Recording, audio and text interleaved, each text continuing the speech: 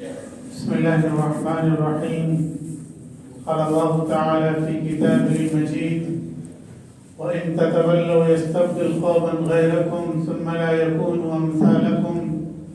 صدق الله العظيم. حضرات، اس کائنات میں اللہ تبارک و تعالیٰ کا دستور رہا ہے کہ وہ وقتاً فوقتاً تبدیلی لاتا رہتا ہے. کبھی سسٹم کو تبدیل کرتا ہے، کبھی حکومت کو تبدیل کرتا ہے، کبھی قوموں کو تبدیل کرتا ہے، کبھی افراد کو تبدیل کرتا ہے، کبھی نظام کو تبدیل کرتا ہے اور کبھی ماحول کو تبدیل کرتا ہے. یہ اللہ تبارک و تعالیٰ کی سنت رہی ہے کہ جب کوئی قوم اپنی ڈیوٹی کو انجام نہیں دیتی، اللہ تبارک و تعالیٰ اس کو تبدیل کر دیتا ہے اور اس کی جگہ دوسری قوم کو لاتا ہے. جب کوئی حکومت اپنا کام نہیں کرتی تو اللہ تبارک و تعالیٰ اس کو تبدیل کر دیتا ہے. جب کوئی فرد اپنی ذمہ داری کو انجام نہیں دیتا تو اللہ تبارک و تعالیٰ اس سے منصب کو چھین لیتا ہے. جب چند افراد کا یہ مزاج بن جاتا ہے کہ وہ اپنی ذمہ داری سے ہاتھ اٹھا لیتے ہیں تو اللہ تبارک و تعالیٰ ان کی جگہ دوسرے افراد کو لاتا ہے، دوسرے لوگوں کو لاتا ہے. یہ اللہ تبارک و تعالیٰ کا نظام رہا ہے، یہ اللہ تبارک و تعالیٰ کا قانون رہا ہے. اللہ تبارک و تعالیٰ فرماتا: وَإِن تَتَوَلَّوْا يَسْتَبْدِلْ قَوْمًا غَيْرَكُمْ ثُمَّ لَا يَكُونُوا أَمْثَالَكُمْ. اگر تم اپنی ذمہ داری سے منہ موڑ لو گے اور جو ڈیوٹی تم کو دی گئی ہے اس کو تم انجام نہیں دو گے، اللہ تبارک و تعالیٰ کی اطاعت، اللہ تبارک و تعالیٰ کی فرما برداری، اللہ تبارک و تعالیٰ کے نظام کو نافذ کرنے کی کوشش، یہ تمہاری ڈیوٹی ہے. اگر تم اس ڈیوٹی کو انجام نہیں دو گے تو اللہ تبارک و تعالیٰ تمہاری جگہ دوسری قوم کو لائے گا، اللہ تبارک و تعالیٰ تمہاری جگہ دوسرے افراد کو لائے گا. ثم لا يكونوا امثالكم. اور جن لوگوں کو اللہ تبارک و تعالیٰ ریپلیس کرے گا، تمہاری جگہ لائے گا، وہ تمہاری طرح نہیں ہوں گے. یعنی جو خامیاں تمہارے اندر ہیں، جو کمیاں تمہارے اندر ہیں، جو لاپرواہی تمہارے اندر ہے، وہ لاپرواہی ان لوگوں کے اندر نہیں ہوگی جن کو تمہاری جگہ لایا جائے گا. یہ اللہ تبارک و تعالیٰ کا قانون ہے. اس نے اس دنیا میں ہمیشہ اس نظام کو جاری کیا ہے. جب فرعون کا ظلم و ستم حد سے بڑھ گیا اور اس نے اپنے آپ کو خدا ہونے کا دعویٰ کر دیا تو اللہ تبارک و تعالیٰ نے فرعون کو ریپلیس کر دیا اور بنی اسرائیل کو فرعون کے ظلم و ستم سے نجات دی.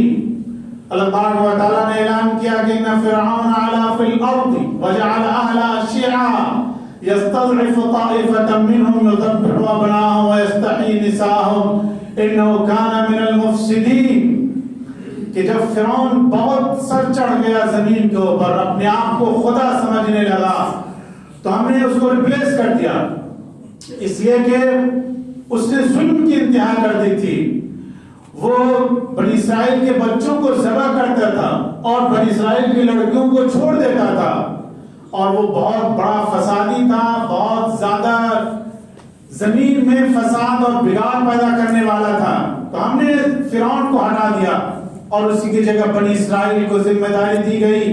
حضرت موسیٰ علیہ السلام کو نبی بنا کر کے بھیجا گیا جنہوں نے دنیا کو فرعون کے ظلم و ستم سے پاک کیا اور جو ڈیوٹی اللہ تبارک و تعالیٰ نے موسیٰ علیہ السلام کو دی تھی اس کو انہوں نے اچھی طرح نبھایا. لیکن موسیٰ علیہ السلام کے جانے کے بعد جب بنی اسرائیل اپنی ڈیوٹی کو بھول گئی، اپنی ذمہ داری کو فراموش کر بیٹھی اور وہ شرک میں مبتلا ہو گئی اور وہ خدا کے ساتھ غیروں کو شریک کرنے لگی تو اللہ تبارک و تعالیٰ نے بنی اسرائیل کو بھی ریپلیس کر دیا. بنی اسرائیل کی سب سے بڑی خصوصیت یہ تھی کہ وہ اللہ کے ساتھ کسی کو شریک نہیں ٹھہراتے تھے، وہ توحید پر قائم تھے، ایک اللہ کی بندگی کرتے تھے. حضرت یعقوب علیہ السلام کا جب انتقال ہو رہا تھا، جو نبیوں کے سردار تھے، بنی اسرائیل سے ان کا تعلق تھا، کئی نبی ان کے خاندان میں گزرے تو انہوں نے اپنے بیٹوں کو وصیت کی کہ ما تعبدون من بعدی. آخری وقت میں بیٹوں سے پوچھ رہے تھے کہ تم میرے بعد کس کی بندگی کرو گے. گویا کہ وہ ایک کمٹمنٹ چاہ رہے تھے اپنے بیٹوں سے عہد و پیمان چاہتے تھے کہ میرے بعد تم اللہ کی بندگی کرو گے، توحید پر قائم رہو گے، اس کا تم کمٹمنٹ کرو اور ایگریمنٹ کرو. تو ان کے بیٹوں نے اس کا ایگریمنٹ کیا کہ ہم اللہ کے بعد آپ کے بعد اللہ ہی کی بندگی کریں گے اور غیر اللہ کے سامنے اپنی پیشانی کو نہیں جھکائیں گے. تب جا کے ان کو سکون ہوا اور تب جا کے ان کو اطمینان ہوا. لیکن ان کے بعد پھر حالات بدل گئے اور بنی اسرائیل نے اپنا پیغام فراموش کر دیا. بنی اسرائیل کی جو خصوصیت تھی، بنی اسرائیل کی جو پہچان تھی، اس پہچان کو بنی اسرائیل نے فراموش کر دیا اور وہ غیر اللہ کے سامنے سر جھکانے لگے، غیر اللہ کی پوجا وہ کرنے لگے. تو اللہ تبارک و تعالیٰ نے بنی اسرائیل سے بھی نبوت کو چھین لیا اور یہ نبوت کا جو تحفہ تھا اور نبوت کا جو ایوارڈ تھا اللہ تبارک و تعالیٰ نے بنی اسماعیل میں عربوں میں ٹرانسفر کر دیا. اور حضرت ابراہیم علیہ السلام کے بعد اسماعیل علیہ السلام نبی بنائے گئے اور اسماعیل علیہ السلام کے خاندان سے حضور اکرم صلی اللہ علیہ وسلم کو برپا کیا گیا اور آپ کو آخری نبی بنا کر کے بھیجا گیا. اور آپ کے بعد اس امت کو ذمہ داری دی گئی تھی کہ جو کام نبیوں نے کیا اور جو کام جس مشن کے ساتھ نبی اس دنیا میں آئے حضور اکرم صلی اللہ علیہ وسلم، اس مشن کے ساتھ تم کو آگے بڑھنا، اس مشن پر تم کو قائم رہنا.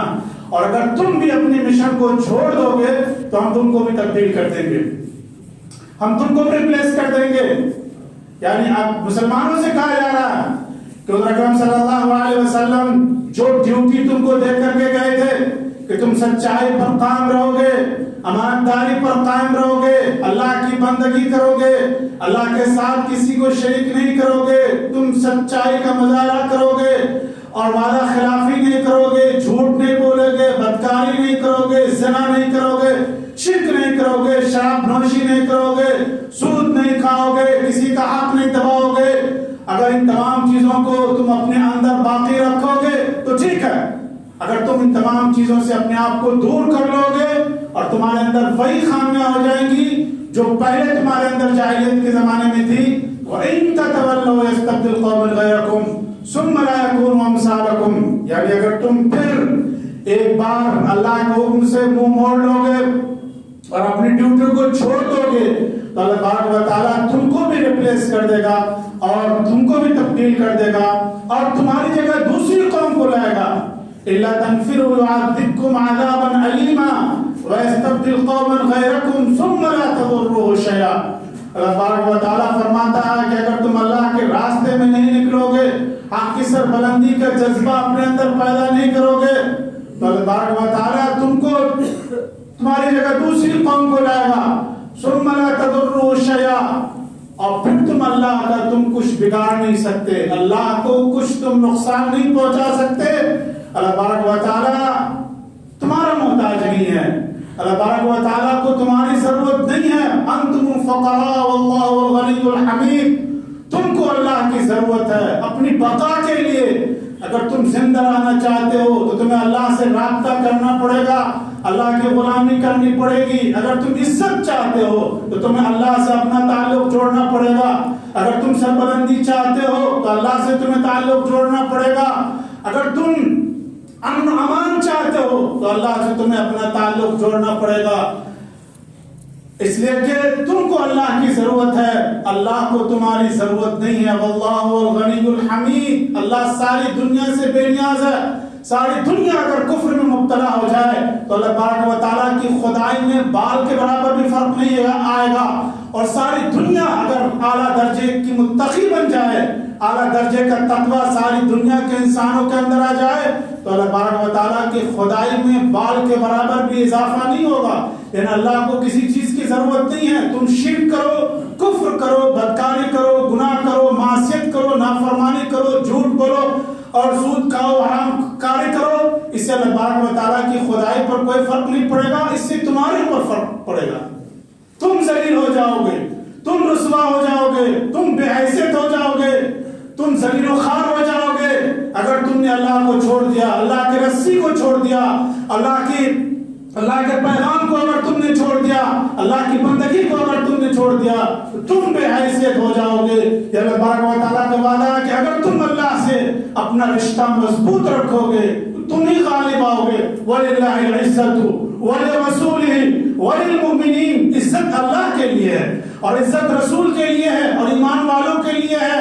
اللہ تبارک و تعالیٰ نے عزت لکھ دی ہے کہ عزت ایمان والوں کو مل کر رہے گی اور غلبہ ایمان والوں کو مل کر رہے گا. طاقت ایمان والوں کو ملے گی, دبدبا ایمان والوں کا ہوگا, سربلندی ایمان والوں کی ہوگی, سرخروئی ایمان والوں کی ہوگی, بشرطے کہ اللہ سے ان کا رشتہ مضبوط ہو. اگر وہ اللہ سے اپنا رشتہ توڑ لیں گے اور اللہ کی غلامی سے منہ موڑ لیں گے تو پھر وہ جانے اور ان کا کام جانے. وَإِن تَتَوَلَّوْا يَسْتَبْدِلْ قَوْمًا غَيْرَكُمْ ثُمَّ لَا يَكُونُوا أَمْثَالَكُمْ. اگر تم پیٹ پھیر لو گے, تم منہ موڑ لو گے تو اللہ تبارک و تعالیٰ تمہاری جگہ دوسری قوم کو لائے گا. اللہ تبارک و تعالیٰ ہم سب کو توفیق عطا فرمائے. وآخر دعوانا الحمدللہ رب العالمین.